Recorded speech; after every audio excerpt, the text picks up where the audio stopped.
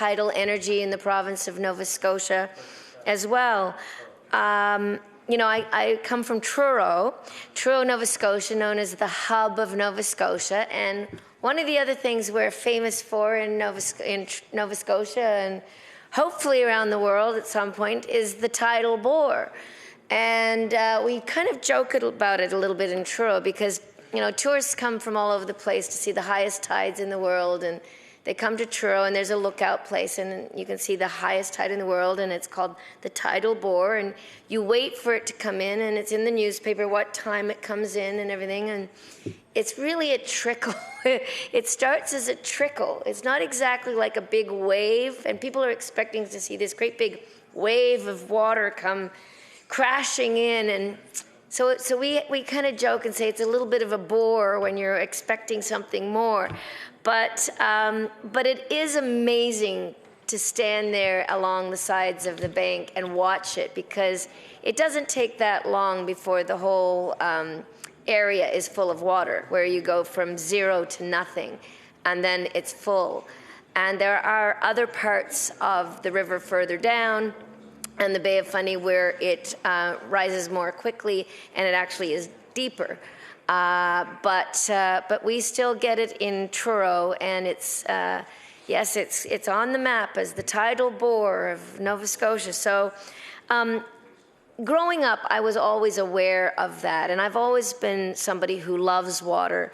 I usually have lived by the ocean in Sydney, Australia, or we moved over here to Nova Scotia and we lived in Truro, and we have a cottage up on the North Shore, and we get to see the beautiful beaches up there on the northern shore of Nova Scotia that has the warmest water north of the Carolinas. But I've always been fascinated with the power of the waves, and as a child in Australia, you do learn very quickly to become respectful of the ocean and all its creatures. And even just in the beaches that I grew up in Manly Beach, Bondi Beach, Bronte Beach, Newcastle Beach, even up in Queensland, where some of the best surfing that you can find in the world, those waves are huge and they're very powerful. And as a young kid, I remember being dunked a few times, and you can drown very, very easily and do a face plant and get tumbled and not be able to catch your breath. And it happens to tourists a lot, and people can die from that. So I've always been fascinated with the power of water. And then when we moved to Nova Scotia and started hearing about the Bay of Fundy and then seeing it, I became even more curious. Now, all these years later, when I did live away outside of Nova Scotia again, I started thinking about green energy, and the idea of tidal power really intrigued me. And when I started thinking about moving home to Nova Scotia, I looked at Nova Scotia as it juts out as this little peninsula on the east coast of Canada in the Atlantic Ocean, and I thought, what a perfect spot that is to create energy from the wind, the waves, and from the rivers and streams. And so when I thought about moving home, I thought, you know, I'd like to try and get involved in things that would help with the environment and help turn people's minds to taking them off fossil fuel energy and helping to mitigate climate change. And talking to the different generations, the younger generation as well as the older generation, about the possibilities, these possibilities. And so when I was asked to run for the NDP in 2009, one of the first things I wanted to do was talk to the leader of the party, who was Darrell Dexter at the time, and ask him what his opinion was about green energy, about the Muskrat Falls, which was being talked about in the newspaper a lot at that time, and also about tidal energy. And I was very pleased to hear him say that he was very much in favor of going in this direction, and that if he became Premier of Nova Scotia, the first NDP Premier of Nova Scotia, that he would indeed be pursuing renewables in a big way, and tidal energy and tidal power and wind power would be part of that. So I was proud to be part of the first NDP government of Nova Scotia and go down that path and see the various things that we were able to contribute to, and one of them was the tidal power. So I believe that one thing all of the parties here can agree on is the importance of maximizing our potential to develop green energy sources. Nova Scotia, as I said, is situated in a prime location to explore tidal energy and development.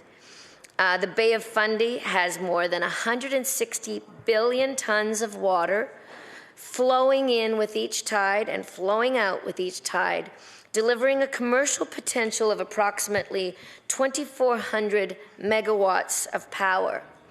Now, while Nova Scotians want to see the benefits of tidal development, it's important that we do so in a responsible manner that will allow for maximum benefits with minimal environmental impact. So in 2012, our NDP government released our first marine renewable energy strategy as part of our cleaner energy framework.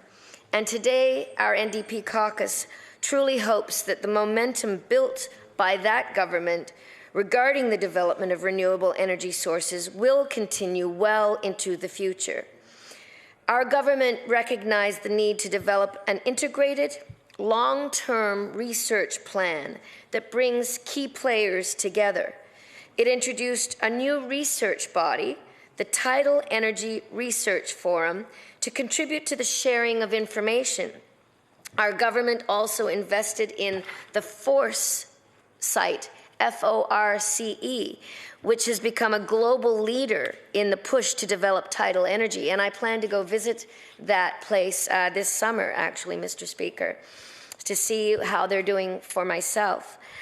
Building on the work of the NDP government in this area, the current government has introduced the Marine Renewable Energy Act in an attempt to lay out the regulatory framework for tidal development.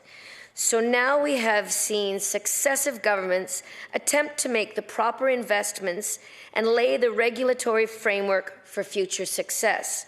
So moving forward, it will be important to continue to manage expectations, because harnessing the power, the wild power of the highest tides in the world will not and cannot happen and has not happened overnight. So it will be important to perform ongoing monitoring of impacts on the environment and on our ocean life.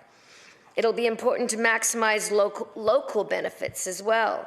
And I know this work is ongoing as the Department of Energy assesses what type of work can be done by Nova Scotians.